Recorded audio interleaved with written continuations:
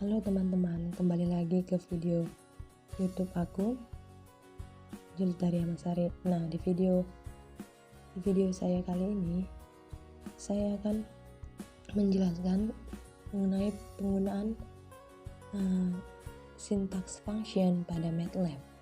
Oke, syntax function ini merupakan sintaks yang dapat digunakan untuk membuat fungsi atau fungsi persamaan pada matematika. Oke, langsung saja kita mulai membuat contohnya. Oke, sebelumnya kita buat dulu clear CLC. Oke, kemudian kita klik run.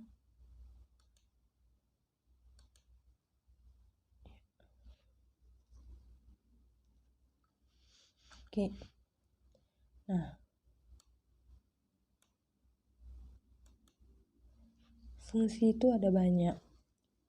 Nah, karena ini kita menggunakan MATLAB, maka kita perlu mengetahui terlebih dahulu mengenai fungsi pada matriks. Oke, sebelumnya kita sudah mempelajari bagaimana cara membuat anggota matriks pada MATLAB. Misalnya kita buat namanya itu B, matriks B. Oke, kita masukkan anggotanya. Kita misalnya mau buat matriksnya itu ordo 2x2. Nah, kita buat anggotanya 2, 3. Ini untuk keterangan pada baris pertama dengan kolom 1 dan kolom 2. Untuk baris 2-nya kita buat anggotanya misalnya minus 3 baru 4. Oke, kita tutup, kita enter. Nah, kita bisa lihat B-nya inilah matriks B. Pada baris pertama 2, 3, pada baris kedua minus 3, 4. Oke. Kemudian kita bisa juga buat fungsi matriks pada dengan menggunakan angka yang sama. Misalnya kita buat zeros. Nah, zeros kita buat di dalamnya itu dalam kurung 2. Oke, kita klik enter. Nah, akan muncul seperti ini. Akan membentuk ordo 2x2. Jadi 2 di sini fungsinya untuk membentuk ordo 2x2. Oke, kemudian kita bisa buat lagi contohnya. Contoh matriksnya itu ones ordo 2x2 juga. Sama seperti zeros, dia akan dibentuk oleh susunan angka 1, membentuk matriks ordo 2x2. Oke, selanjutnya pada matriks kita juga bisa membuat fungsi, kita inversekan jadi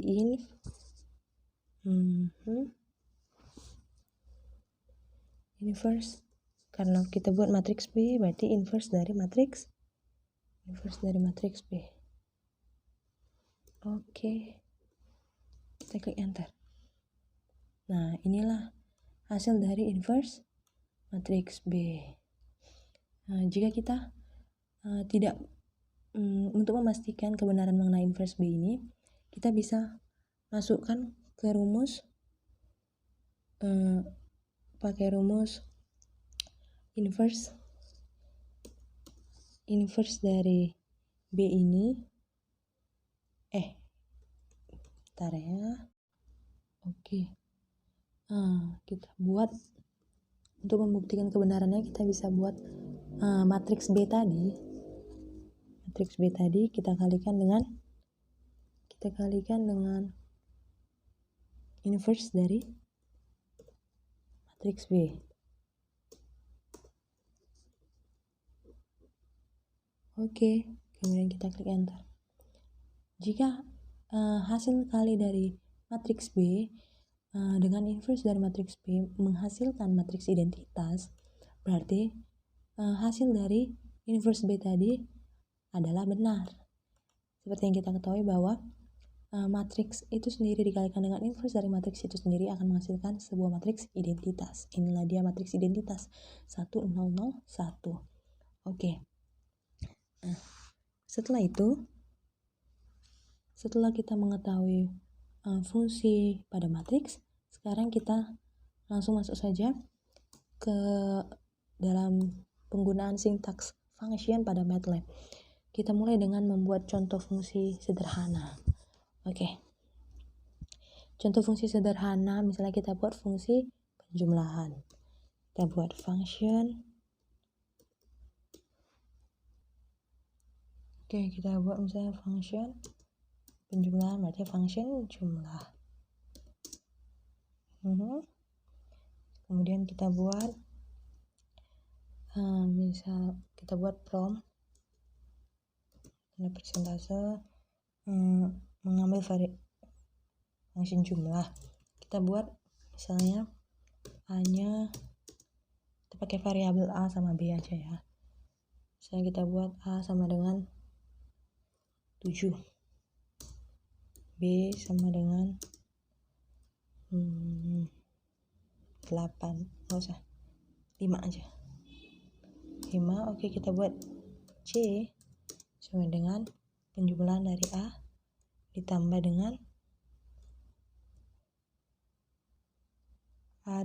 dengan b. Oke, kemudian kita klik run.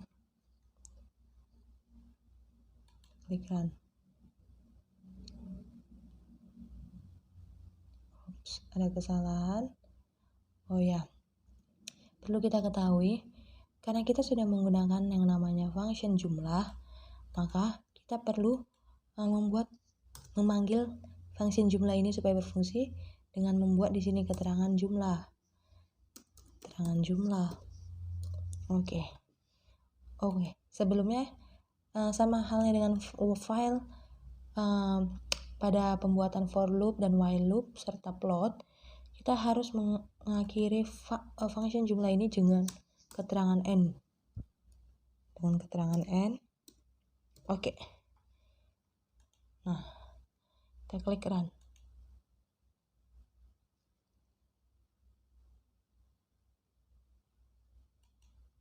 Masih error. Oh iya.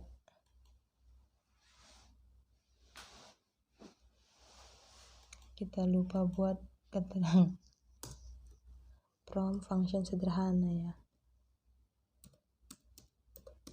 Function sederhana. Ada kesalahan ya. Oke. Ya. Rapikan dulu ya. Biar kita bisa lihat perbedaan. Oke. Kemudian kita klik run.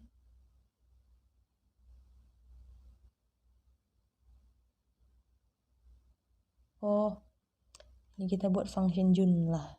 Pantes salah ya. Saya function jumlah. Oke, inilah dia hasil dari fungsi penjumlahan pada a ditambah b. Ini hasilnya adalah 12. Oke, seperti yang saya jelaskan sebelumnya, jika kita membuat yang namanya function jumlah, maka kita harus membuat keterangan jumlah di sini agar function jumlah tadi bisa terpanggil dan berfungsi. Coba kita tes ya, jumlahnya ini kita hapus. Ketika kita klik run, nah di command Windows nilai C-nya itu tidak keluar, nilai penjumlahan A tambah B. Tapi ketika kita buat jumlah,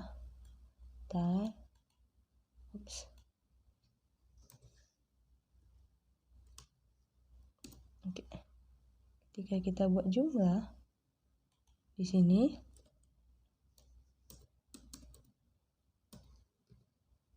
nah, dan kita klik run, nah,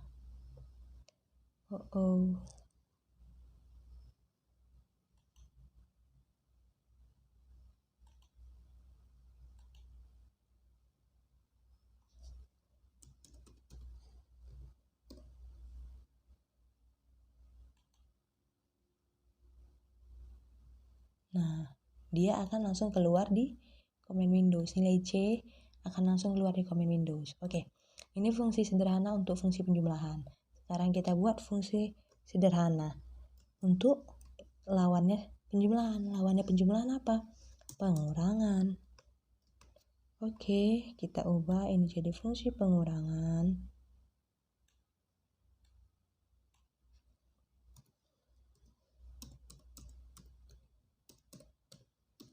Oke. Ini kita ubah nilai A-nya misalnya 19. Nilai B-nya misalnya 9 ya. Oke. Sini kita buat kurang.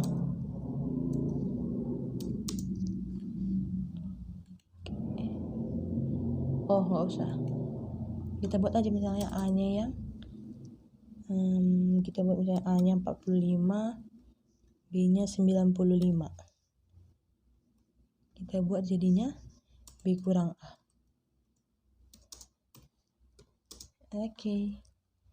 Kita klik run. Bisa kita lihat di sini.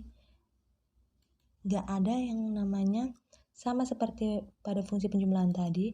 Kalau kita tidak ada memanggil keterangan pengurangan di atas ini, maka function pengurangan ketika kita klik run, maka di bagian command Windows nilai dari C untuk fungsi pengurangannya tidak akan keluar di bagian command Windows.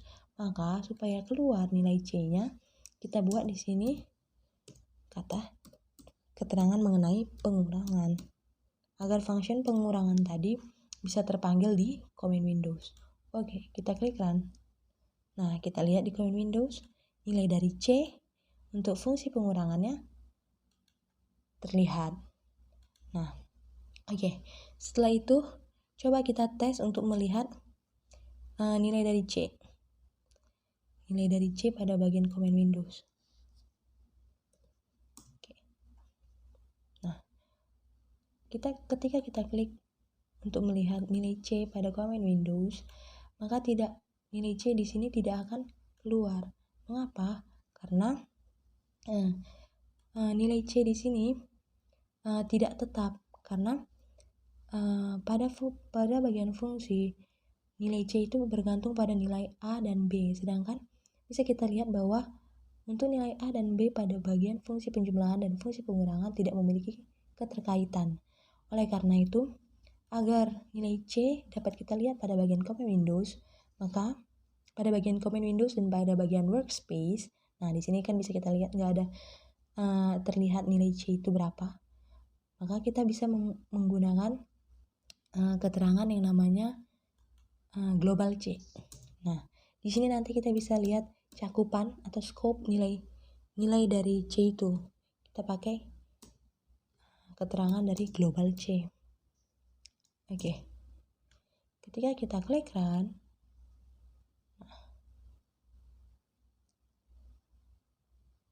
oke, kita bisa lihat nih di bagian dari workspace nilai C-nya itu adalah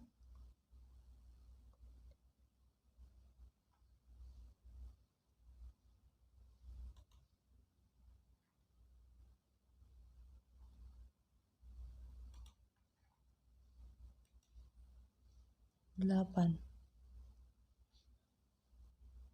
Oke, kita dapat di sini nilai C-nya ada 8.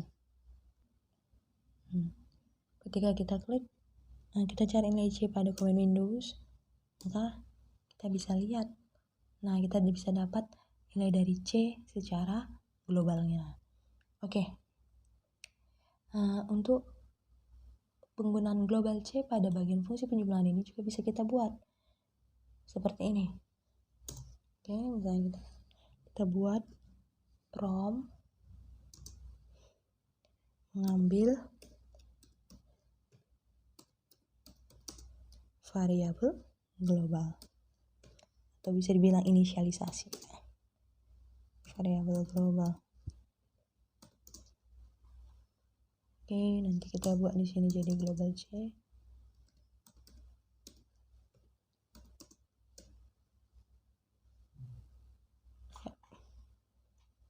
Kita klik run.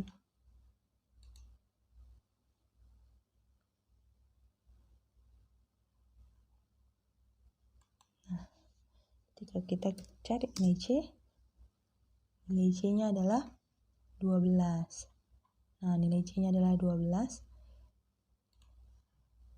karena kita buat penggunaan global C di bagian fungsi penjumlahan. Jadi pas kita cari di Command Windows, nilai C yang keluar adalah 12. Oke. Kemudian kalau kita buat ini pada bagian fungsi pengurangan,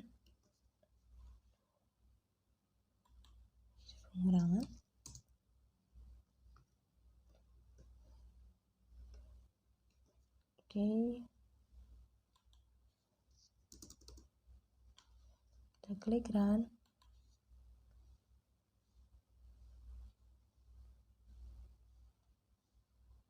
Nah, kita cari di Command Windows berapa nilai C-nya.